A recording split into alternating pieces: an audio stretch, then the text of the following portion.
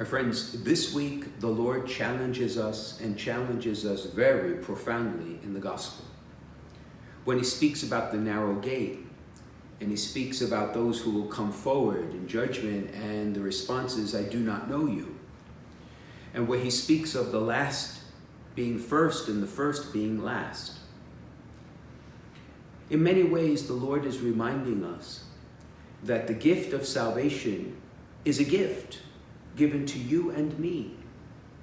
And while we cooperate with it, while we are asked to live our lives in fidelity to him, is that we never earn his grace or his love, that it is always freely given. If you think back to the time of Jesus, the Pharisees, who certainly are misunderstood in our modern age, they were righteous people. They strove to do the good. They were generous to the temple. They observed the law. And they tried in their ordinary life to be faithful. But perhaps where many of them went astray was a self-righteousness that entered into their life, that somehow by doing all that, they were okay. They made it.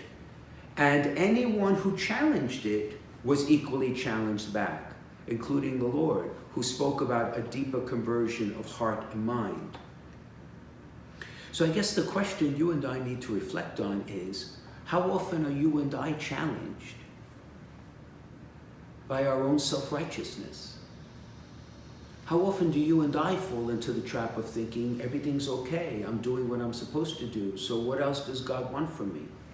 Or, I'm okay, if you're not okay, that's your problem. You see, that's not Christian. We're always the recipients of the wild, generous, gracious, mind-boggling, merciful love of God.